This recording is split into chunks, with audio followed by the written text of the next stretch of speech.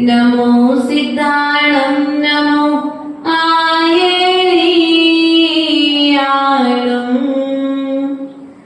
नमो जायाणं नमो लोये सव्वसावडं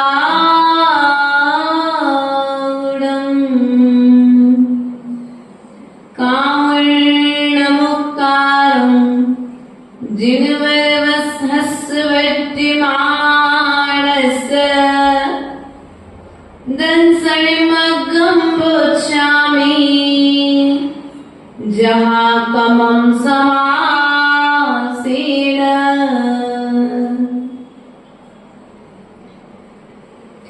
मेरे पवित्र मन में गुरुदेव आओ, मैं शास्त्र वाचन करूं प्रतिभा जगाऊं, अनंत भासित सभी श्रुत देवताओं,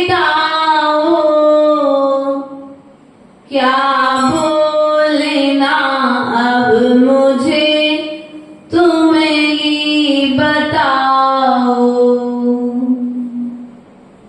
बोले देवादिदेव आदिनाथ भगवान की जय। देवादिदेव चैतन्य चमत्कारी चिंतामणि पारशुनाथ भगवान की जय।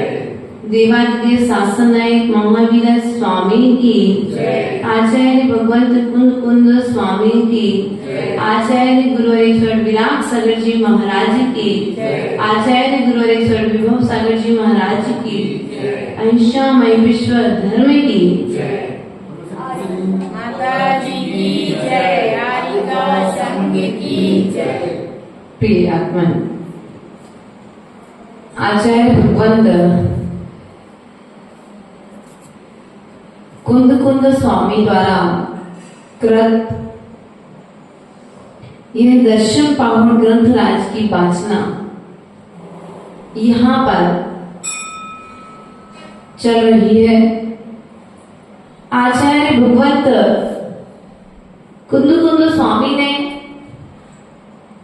कल की कारिका के माध्यम से अर्थात कारिका नंबर 22 के माध्यम से कहा था कि जो विनयवान होगा वही भविष्य का भगवान होगा।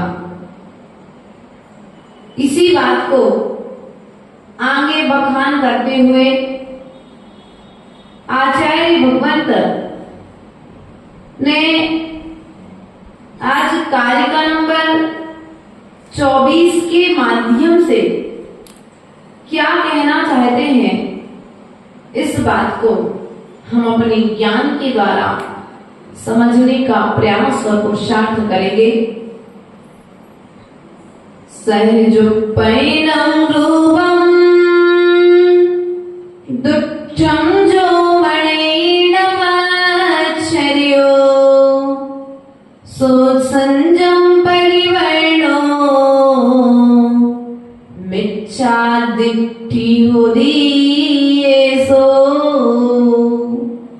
अर्थात जो यथार्थ स्वरूप रूप को देखकर उनके प्रति विनय भाव नहीं रखते हैं, यथार्थ स्वरूप अर्थात निर्ग्रंथ मुद्रा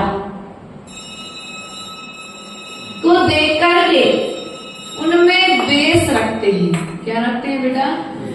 द्वेष रखते हैं, उनसे ईर्ष्या करते हैं, जलन जो आप सामान्य भाषा में कहते हो जलते हैं व्यक्ति, तो जलन करते हैं, ऐसे ईर्ष्याग्रस्त व्यक्ति, क्या ऐसे ईर्ष्याग्रस्त, चाहे श्रावक हो चाहे श्रवण हो, वो ईर्ष्या करने वाला व्यक्ति साधक नहीं हो सकता है, वह मिथ्या दृष्टि कहा गया है। इसलिए कभी भी दूसरे की उन्नति को देख करके हमें ईर्ष्या नहीं करना चाहिए, क्योंकि आज यदि हम दूसरे की उन्नति को देख करके ईर्ष्या करेंगे तो कल हमारी अवनति निश्चित है, क्योंकि जैसा बीज बोगे वैसे फल की प्राप्ति होगी। इसलिए बीज बोने के पहले, बुरा सोचने के पहले एक बार विचार कर लो कि इस बुरा सोचने का फल मुझे कहीं बुरा तो नहीं मिलेगा। प्रिय बंधुओं, आचार्य गुरुदेव ने कहा है, बोए कर बबूल बिच आम नहीं पाओगे।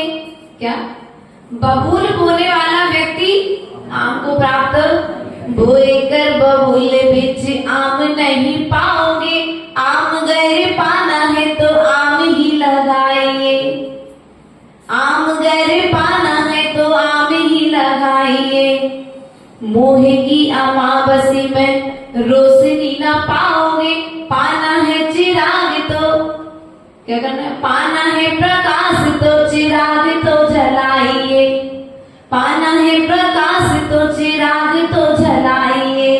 क्या करना है, यदि प्रकाश पाना है तो चिराग को, और यदि सम्यक दृष्टि बनना है तो ईर्ष्या भाव का त्याग करना पड़ेगा। श्रावक जीवन में भी ईर्ष्या भाव मिथ्यात्व का कारण है, और साधु जीवन में भी ईर्ष्या भाव मिथ्यात्व का कारण है। यह ईर्ष्या भाव यह प्रदर्शित कर रहा है कि आप मिथ्या दृष्टि है। प्रिय बंधुओं, वह श्रावक, हम इस अहंकार में डूबे हुए हैं कि हम जैन हैं, है ना। हम इस अहंकार में डूबे हुए हैं कि हम जैन हैं। वास्तविकता में क्या आप जैन हैं? जिनके कारण हमारी पहचान है दिगंबर रूप। किसके कारण हमारी पहचान है? दिगंबर रूप के कारण, अर्थात चारों दसों दिशाएं ही जिनके वस्त्र हैं, जिन्होंने सभी आडंबर को अंबर में फेंक दिया है, त्याग कर दिया है, ऐसी दिगंबर मुद्रा के कारण यह जैन दर्शन पूजनीय है। लेकिन हम श्रावक आज स्थिति कुछ बोलो तो उस दिगंबर मुद्रा की वंदना भी नहीं कर पाते हैं, ईर्ष्या भाव के कारण, है ना। कभी कभी हमें साधुओं से भी ईर्ष्या होने लगती है। यदि किसी संघ के साधु से, जैसे मान के चलो आप हमसे प्रेम करते हो और हमसे ज्यादा प्रभावना करने वाला कोई दूसरा साधु इधर आ जाए तो क्या होता है, थोड़ा सा तो भाव मन में, अरे यार हमारी माता जी की प्रभावना नहीं हो रही और एक दूसरे आ गए इनकी ज्यादा प्रभावना हो रही, तो थोड़ा सा मन में ईर्ष्या का भाव, तो जलन, हमें दूसरे की प्रशंसा सुनना पसंद, क्योंकि जिससे हम राग करते हैं उसकी प्रभावना कम हो रही है, और जिससे हम राग नहीं करते हैं उसकी प्रभावना कम, जिससे हम राग नहीं करते उसकी प्रभावना ज्यादा हो रही है। इसलिए क्या होता है, मन में द्वेष उत्पन्न होने लगता है, और ये जो जब द्वेष उत्पन्न होता है तो यह द्वेष क्या करता है, क्रोध में बदल जाता है, और जब क्रोध में बदलता है तो नाना तरह की घटनाएं होने लग जाती हैं। कहीं अभिनय रूप शब्द निकलेंगे, तो कहीं तलवार निकलती है, तो कहीं छुरी निकलती है, तो कहीं वचनों के द्वारा बोलो तो अपमान। प्रिय बंधु ध्यान रखना, हम श्रावक हैं तो श्रावक का भी अपमान नहीं करेगा। क्या भैया? श्रावक का भी अपमान, व्यक्ति को भी। देखो वह द्रौपदी जिसने मात्र शब्दों के माध्यम से अपमान किया, किसका? अंधे की बेटे तो बोल ले, तो हम तो मजाक कर रहे थे, बोलते थे ना कभी कभी, हम तो मजाक कर रहे थे। आचार्य भगवान कहते हंसी हंसी में भी किसी की अभिनय। यदि हम हंसी हंसी में अभिनय नहीं कर सकते तो हंसी हंसी में हम किसी दूसरे का अपमान भी, हास्य कर्म है। क्या है? दूसरे का मजाक उड़ाना भी कर्म का बांधने वाला है। आज तुम दूसरे का मजाक उड़ा रहे हो, कल तुम्हारा भी मजाक उड़ाया जाएगा। इसलिए प्रिय बंधुओं ध्यान रखना अपने जीवन में, कभी भी निर्ग्रंथ मुद्रा को देख करके, अर्थात निर्ग्रंथ मुद्रा अर्थात निर्विकार मुद्रा। कौन सी मुद्रा? निर्विकार मुद्रा के लिए निर्ग्रंथ अर्थात जो सभी प्रकार के परिग्रह से रहित है। ग्रंथ के दो अर्थ हैं, एक तो परिग्रह और दूसरा जो मुनिराज की मुद्रा है विकारों से रहित। अब ऐसे निर्ग्रंथ साधु जिनके मन में किसी भी तरह की कोई ग्रंथि अवशेष, कोई गांठ, श्रावक के मन में तो गांठ होती है, लेकिन साधु के मन में यदि गांठ है तो वो साधु भी फिर साधु नहीं रह जाता है। बाहर से तो साधु दिखेगा, लेकिन भीतर से गुणस्थान बोलो तो गिरता है कि नहीं गिरता है? प्रति समय कर्म का बंध चल रहा है, प्रति समय भावों में परिवर्तन आ रहा है, और जब भावों में परिवर्तन आ रहा है, परिणामों में परिवर्तन आ रहा है, तो आचार्य भगवान कहते हैं गुण स्थान में भी परिवर्तन आ रहा है। किस समय कौन सा गुण स्थान चल रहा है? कैमरा भैया कहीं लिखा हो कि आप कैमरे की निगरानी में हैं, तो क्या करते हो? आप अलर्ट हो जाते हो, सावधान हो जाते हो। आचार्य भगवान कहते हैं कि आप कैमरे की निगरानी से तो फिर भी बच सकते हैं, लेकिन गुणस्थान की अपेक्षा से अपने भावों की निगरानी कितनी कर रहे हो? यदि भावों की ओर तुम्हारी निगरानी चल रही है तो तुम्हारा गुणस्थान गिरने वाला, और तुम्हारा ध्यान यदि तुम्हारे गुणस्थान के प्रति नहीं है, गुण स्थान अर्थात जीवों के रहने का स्थान, जीवों के योगों के द्वारा, मन और योगों के द्वारा जो भावों में परिस्पंदन होता है उसे गुण स्थान कहते हैं। और उस गुण स्थान में व्यक्ति कब तक रहता है? देखो हमने अभी त्रिलोक परिणति खोली थी कुछ दिन पहले, स्वाध्याय के छिंदवाड़ा में, परंतु फिर बिहार का माहौल बना तो विहार किया, तो वहीं पर उसका स्वाध्याय रुक गया। लेकिन उसमें आचार्य भगवंत ने कहा कि त्र्यंच गति का जीव अपना चौथा गुण स्थान बना सकता है। बना सकता?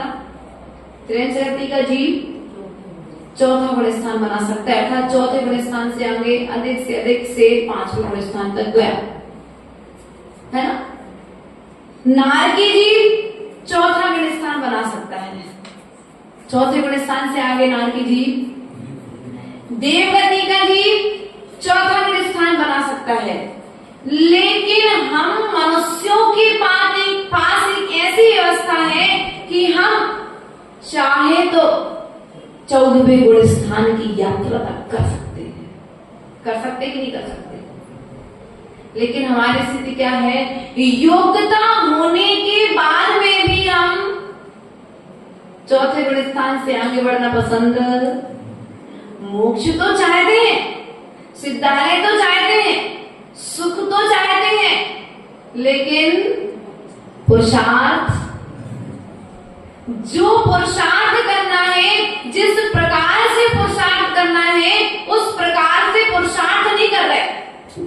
भैया प्रश्न हो सकता है आपका, माता जी तप करने से यदि कर्म की निर्जरा होती है तो सबसे ज्यादा तप तो हम लोग करते हैं, करते कि नहीं करते? गृहस्थ लोग बेचारे सुबह से 6 बजे से चले जाते हैं व्यापार के लिए और रात के 12 बजे तक, बोलो तो एक मुनिराज बे हैं जो चट्टान पर बैठ करके सामयिक कर रहे हैं, वो बे भी पसीना बहा रहे हैं, बहा रहे कि बहा रहे,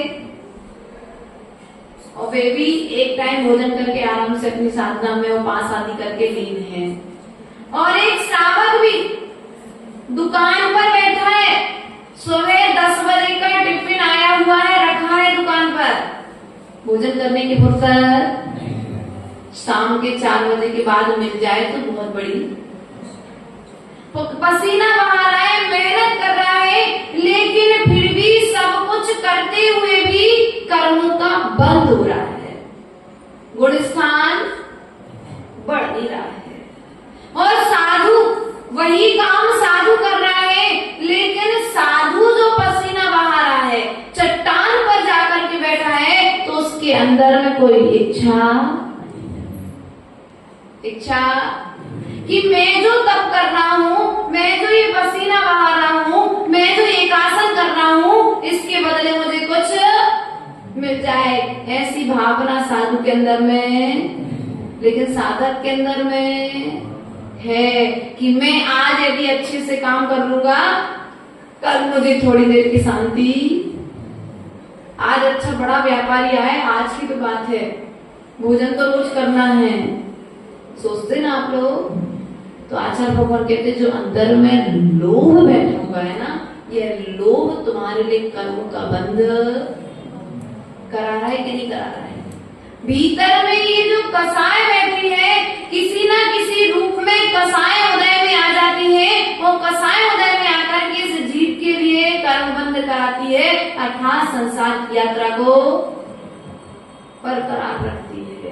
इसलिए प्रयास और पुरुषार्थ करो, साधु बनकर के भी कभी साधु की अभिनय, क्या साधु बनकर के भी कभी साधु की अभिनय नहीं करना, वरना बाहर से पिछी कमंडल रहेंगे, भीतर से गुणस्थान, भीतर से गुणस्थान।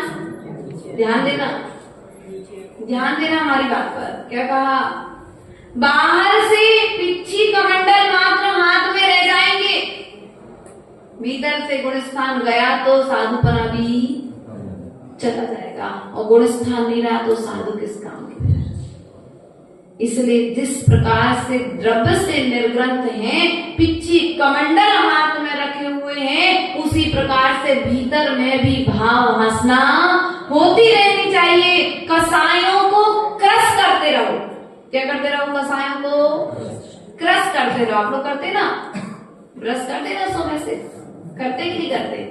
ब्रश करते हो तो क्या होता है? दांतों पर लगा हुआ मैल साफ हो जाता है। आचार्य भगवान कहते हैं यदि दांतों को लगा हुआ मैल साफ नहीं करोगे तो क्या होगा? पाइलिया हो जाएगा, है ना? पाइलिया हो जाएगा, नाना तरह की बीमारियां जन्म लेगी। आचार्य भगवान कहते हैं कि उसी प्रकार से, जिस प्रकार से तुम्हें दांतों की चिंता है, उसी प्रकार से अपने भावों की चिंता करो। इन कसायों को क्रश करते रहो, अर्थात घटाते रहो। ये कसाएं घटती जाएंगी तो क्या हो जाएगा? तुम्हारा गुणस्थान ब्रश किया है, लेकिन कसायों को क्रश नहीं किया है। अब कसायों को क्रश करने का मौका मिला है भैया। पहले तो कसायों को समझ नहीं पा रहे थे, अब कसाय है, क्रोध करना कसाय है, इस बात का ज्ञान मुझे मनुष्य भाव का है। क्यों भैया? पहले तो ज्ञान नहीं था। अब ज्ञान नहीं था, कोई बात नहीं, अब तो ज्ञान हो गया है, तो अब कसाय एक शिल्पीकार भी प्रतिमा जब बनाता है, बड़ी प्यारी प्यारी प्रतिमाएं रखी हैं, हम लोग जाते हैं रोज एक न एक प्रतिमा पर ध्यान लगा करके थोड़ी देर देखते हैं प्रतिमाओं को, चिंतन ध्यान के द्वारा। कितनी मेहनत की होगी बनाने वाले ने, एक एक प्रतिमा को कितने उपयोग से स्थिर करके बनाया है। प्रिय बंधुओं, वह प्रतिमा, उस प्रतिमा में उस शिल्पकार की कला दिख रही है। एक एक पत्थर को उसने किस प्रकार से झाटा हुआ है। यदि वह उस समय प्रतिमा बनाते समय सावधानी ना रखे तो क्या होगा? इतनी सुंदर वीतरागी मुद्रा की प्रतिमा आपके सामने आ पाएगी क्या? नहीं आ पाएगी। यदि वह उस समय सावधानी नहीं रखे तो छेनी की मार से उसकी उंगली भी कट सकती है। सावधानी हटी की दुर्घटना घटी।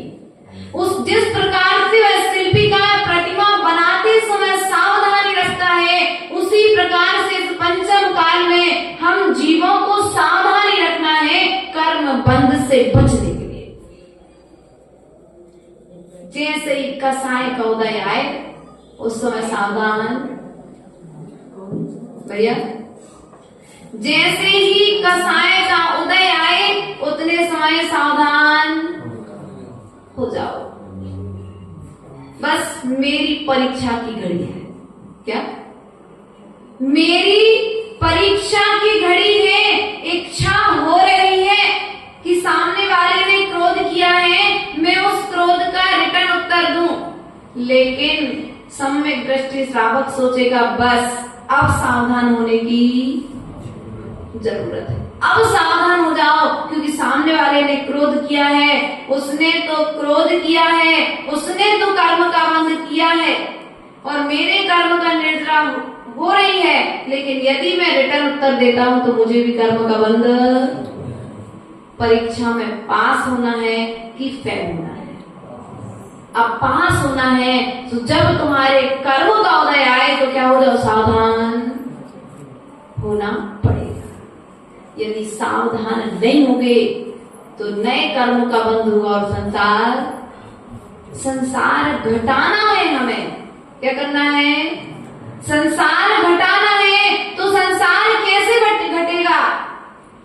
कर्मों की ओर दृष्टि रखनी पड़ेगी। कर्म बंदी करते समय अलर्ट रहना पड़ेगा। जिस प्रकार से बॉर्डर पर खड़ा हुआ सैनिक, भैया, जिस प्रकार से बॉर्डर पर खड़ा हुआ सैनिक प्रतिपल सावधान रहता है कि नहीं रहता? यदि वह सैनिक की एक पल के लिए झपकी लग जाए, नींद आ जाए, थोड़ी सी मस्ती करने लग जाए तो क्या होगा? विरोधी राज्य में घुस करके राज्य को नुकसान पहुंचा सकता है। ना उसे नींद आती है, ना उसे भूख लगती है, देश की रक्षा में इतना सावधान। और हमें बोलो तो यदि वह सैनिक बॉर्डर पर नहीं खड़ा होता तो हम आज यहाँ पर सुरक्षित, जो तुम धर्म कर रहे हो सुरक्षित हो। क्यों? क्योंकि बॉर्डर पर सैनिक, सरकार ने तुम्हारी सुरक्षा व्यवस्था पहले से बना करके, उसी प्रकार से तुम्हें सरकार पर विश्वास है, लेकिन सिद्ध भगवान, अरहंत भगवान जो समूसण में कह करके गए हैं, उनकी बात पर विश्वास नहीं है। यदि उनकी बात पर विश्वास होता तो इस जिनवाणी का आचरण हम, बोलो तो, जिस प्रकार से जिनवाणी में विधि बताई गई है उस प्रकार से पालन करते कि नहीं करते? कहीं ना कहीं तो हम पंचम काल में आए हैं तो किसी ना किसी भाव में हमने इन व्रतों को पालन करने में चूक की है ना? अर्थात पंचम काल में जन्म होना ये मिथ्यात्व को दर्शाता है। अर्थात मिथ्या दृष्टि जीव का ही जन्म पंचम काल में होता है। सम्यक दृष्टि जीव का जन्म पंचम काल में नहीं होता है। लेकिन पंचम काल में जन्म तो हो गया, लेकिन अब हम सम्यक दर्शन को प्राप्त, सम्यक दर्शन और सम्यक ज्ञान और सम्यक चारित्र पंचम काल में होता है, लेकिन चारित्र का फल पंचम काल में नहीं मिलता है। क्या बोलो तो? दर्शन, ज्ञान और चारित्र तो पंचम काल में होता है, लेकिन चारित्र का फल पंचम काल में नहीं मिलता है। तो इसका मतलब क्या है? मैं चारित्र का पालन, पुरुषार्थ। देखो, आज स्वस्थ शरीर है। अभी अभी थोड़ी देर पहले जब हम प्रवचन के लिए आ रहे थे तो एक सुनने में आई घटना, बोले माता जी क्या चौका लगा था, वो कोई बच्चा या कुछ घटना हो गई तो चौका, या तो बच्चा हो गया, कोई खबर आ गई उनके यहाँ, तो चौका बंद करना पड़ा उन्हें। तो देखो अंतराय कर्म भैया, अंतराय कर्म ऐसे आता है उधर। तुम धर्म करना चाहते हो लेकिन फिर भी धर्म क्यों नहीं कर पा रहे आज धर्म? क्योंकि जब तुम्हारा शरीर स्वस्थ था, क्या था? तुम्हारा शरीर स्वस्थ था, तुम्हारे पास में सब तरह की विशेषताएं थी। ओ देवी बात करने नहीं कर, अभी पूछ लेना बाहर निकल के, दरवाजे पर कुछ धर्मशाला के बाजू में उनका। सुनो, जब हमारे पास व्यवस्थाएं हैं उस समय हम व्यवस्थित नहीं हैं। क्या? हमारे पास आज सब तरह की सुविधाएं हैं, स्वस्थ शरीर है, स्वस्थ मन है, लेकिन हम धर्म करना नहीं चाह रहे। भैया आज की जनरेशन कहती माता जी अभी तो क्या खाने पीने की उम्र है, अभी कहाँ त्याग की उम्र है। नहीं, अभी इस उम्र में जो तुम त्याग कर लोगे ना बेटा, वो तुम भविष्य में खा पाओगे। पैसा कमाओगे तो भविष्य में पैसे के निमित्त से जो व्यवस्थाएं बनती है वो बनेगी, लेकिन इस उम्र में यदि तुम व्रतों का पालन करोगे तो अंतिम समय में भी तुम्हारे लिए व्रतों के साथ मरण का सौभाग्य मिलेगा। और व्रतों के साथ जब तुम मरण को प्राप्त होगे तो कहाँ जाओगे? जितना तुमने यहाँ पर सुख का त्याग किया है, इससे भी डबल सुख तुमको स्वर्गों में। बोलो तो माता जी आपने घर का त्याग कर दिया, कुछ तो सोचा होगा। हाँ, हमने यही सोचा था कि ये तो चूना मिट्टी का घर है, रत्नों के महलों में रहेंगे। कहाँ है रत्नों के महल? कहाँ मिलेंगे? स्वर्ग में है।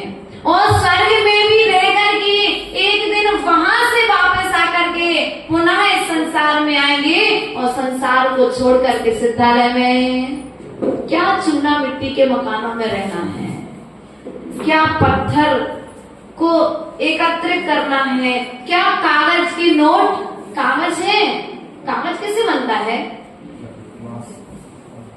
कागज कैसे बनता है? हाँ बोलो तो। पेड़ से बनता है ना, लकड़ी से बनता है ना। क्या कर रहे आप लोग? कागज के टुकड़ों को, बड़े माता जी ऐसी मत कहो, कागज के टुकड़े बड़े कीमती हैं वो। आज तुम उन कागज के टुकड़ों को त्याग करके तो देखो, जिनने कागज के टुकड़े त्याग किए हैं आज उनके सामने तीर्थंकर भगवान के सामने समुद्र की रचना हो गई। त्याग की महिमा देखो। और हम क्या हैं? एकत्रित। और एकत्रित करने में इतने लीन हो गए कि हम अपने गुण स्थान को, अपने स्वभाव को।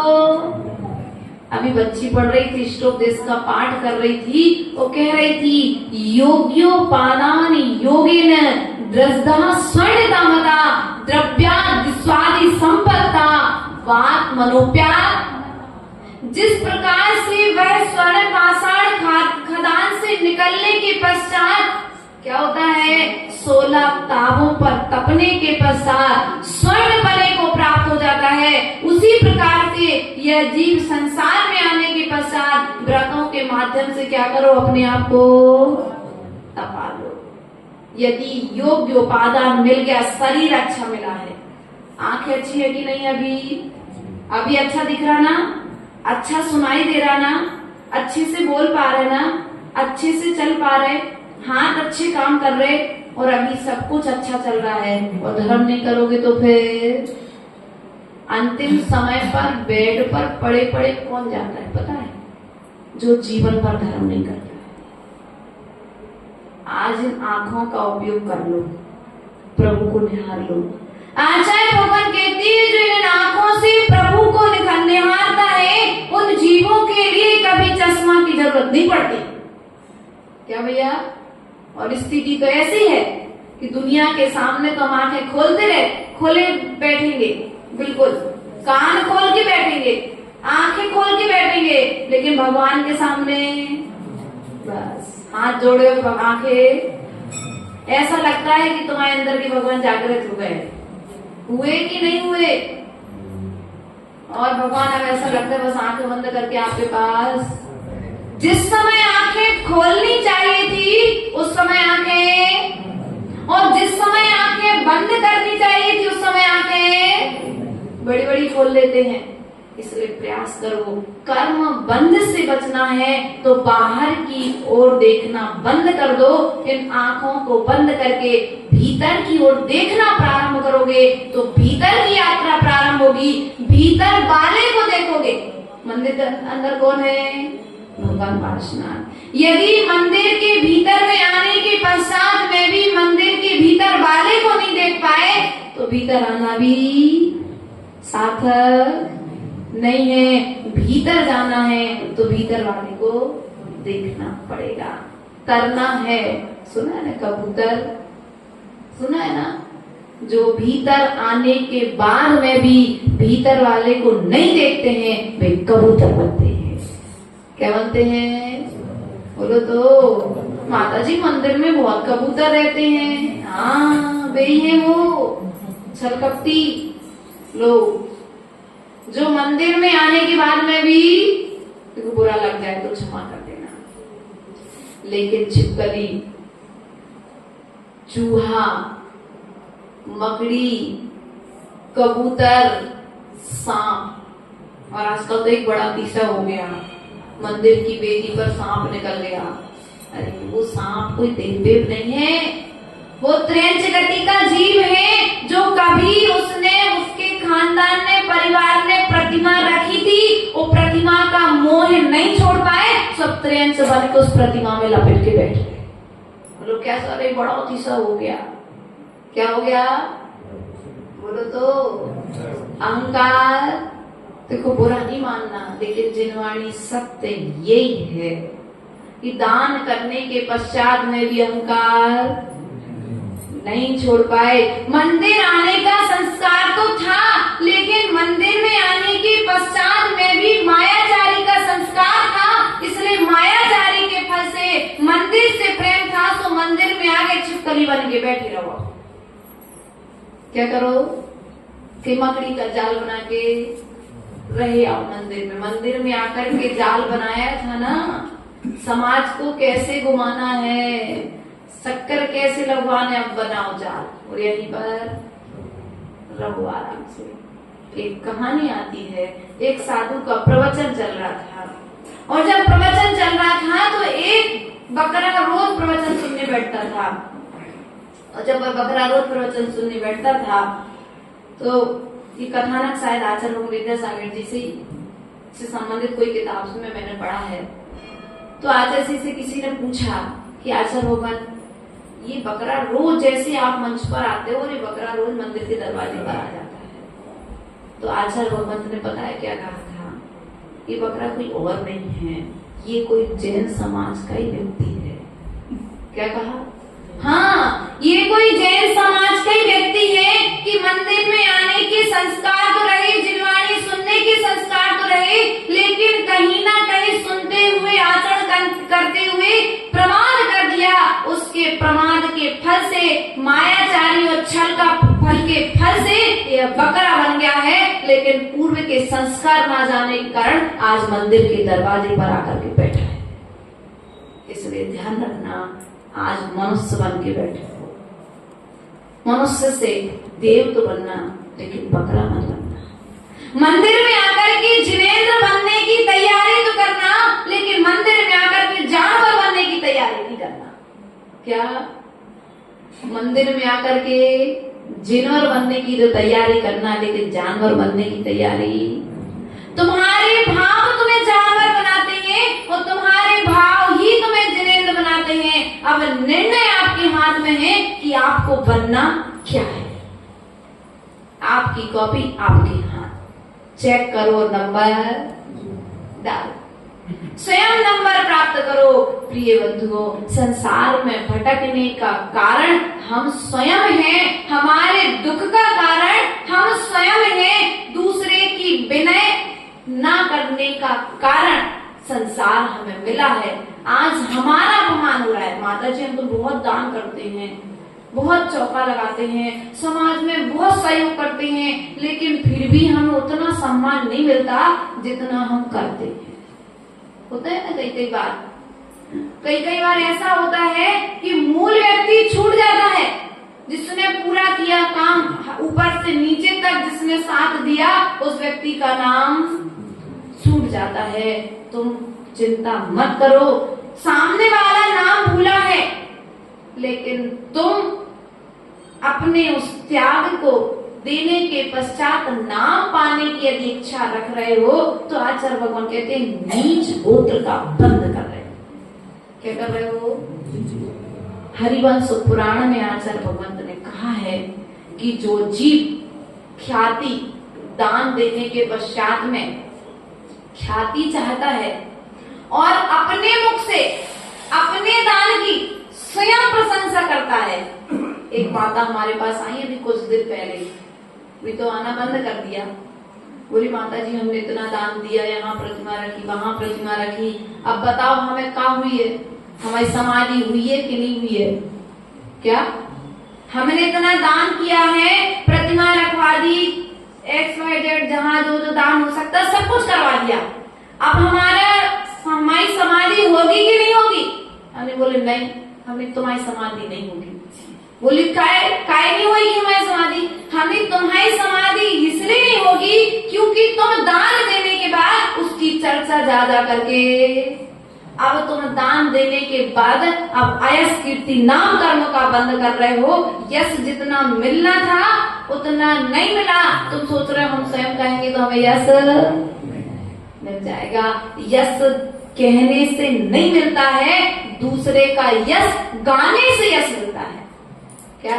स्तुति पुण्य गुणोत्कीर्ति, जिन सहस नाम की अंतिम कारिका में कहा है कि जिनेंद्र भगवान की स्तुति करने से कीर्ति बढ़ती है, यश बढ़ता है। और हम क्या करते हैं? बोलो तो, यश तो चाहते हैं लेकिन दूसरे का यश, किसी का एक अवगुण देखने में आ जाए तो हम कहने से पीछे, अरे हम झूठी थोड़ी ना कह रहे, हम तो सही बात कह रहे। अरे भैया सही बात भी है तो मत कहो, क्योंकि तुम दूसरे का एक अवगुण कहोगे, तुम्हारे सारे अवगुण क्या हो जाएंगे? जागृत हो जाएंगे। इसलिए प्रिय बंधुओं, ध्यान रखना, यश कीर्ति अपना यश चाहते हो तो दूसरे का यश गाना प्रारंभ कर दो। सम्यक दृष्टि का यश गाओ। किसका यश गाना है? धर्मात्मा का यश गाओ, तीर्थंकर भगवान का यश गाओ। दूसरे के निंदा गाने में कहाँ तुम समय लगाते हो? देखो तो, मंदिर में आने के पश्चात में भी क्या करते हैं आप लोग? मंदिर में बैठे चार, क्या होते? बनावे कड़ीदार, लगे नमन, देखो देखो जो करे युग को हार, लगे नमन। बोलो तो, अरे तुम लोग करते हो, थोड़ा सा बोल दो। तुम ऐसे करते हो ना, देखो देखो जो करे युग को हार, लगे नमन मंदिर में। आगे क्या बोलते हो? अब तुम लोग समझ जाओ क्या करते हो? बनावे कड़ी दाल, लगे नमन, सासें बहुएं बिटिये आ गई और एक दूसरे की बुराई। देखो तो, तुम्हारी बहू का पुण्य तो देखो। हम उस बहू से कहेंगे तुम्हारा पुण्य धन्य है कि तुम्हारी सास तीर्थंकर भगवान की स्तुति छोड़ करके तुम्हारी स्तुति मंदिर में बैठ करके करेंगे। है कि नहीं है? बोलो तो भैया, धन्य है ये मंदिर। बहू की स्तुति के लिए बनाया गया था कि सास की। इसलिए ध्यान रखना, मंदिर में आकर के कर्म का बंध नहीं करना है, दूसरे की स्तुति तीर्थंकर भगवान की स्तुति करना है। यदि तुम चाहते हो कि तुम्हारा भी तीर्थ चले, तुम्हारा भी समोषण लगे, तो इस मुख से वह बोलना प्रारंभ कर दो जो तीर्थंकर भगवान ने समोषण में बोला था। तुम समोषण की वाणी को अपने मुख से बोलोगे तो तुम्हारे जिनवाणी, तुम्हारे मुख से निकली हुई वाणी जिनवाणी बन जाएगी। और जब तुम जिनवाणी बोलोगे तो एक दिन तुम जिनवाणी के स्वरूप तुम्हारा आचरण हो जाएगा। इन्हीं भावनाओं के साथ में प्रिय बंधुओं, ना तो सम्यक दृष्टि श्रावक की अभिनय करना और ना सम्यक दृष्टि साधु की अभिनय करना। साधु साधु की अभिनय करता है तो वह मिथ्यात्व को प्राप्त होता है, और श्रावक श्रावक की अभिनय करता है तो वह मिथ्यात्व को प्राप्त होता है। हम यदि अवगुण गा रहे हैं तो हम मिथ्या दृष्टि हैं, और गुण गा रहे हैं तो हम सम्यक दृष्टि हैं। इस गाथा का सार इतना ही हमें समझना चाहिए। बोले परम पूज्य आचार्य गुरुवर 108 विभव सागर जी महाराज की जय। वाणी के ज्ञान ते सुझे लो करो, सुवाणी मस्तक नो सदा देत मुदो। वाणी भारती तो मोदिन रे, जो तेरो शरणागे सो पावे सुख जे। देवी बजो भयंत को सनाए मोक्ष नापन। धर्म करत संसार सुख, धर्म करत निर्वाण। धर्म पंथ साधे बिना नर तेरी अंश समान। ओम प्रेमानंद मुखोद्भव सरस्वती देवी प्रथमान्यो करणानु चरणान्यो गिवेनमा हरि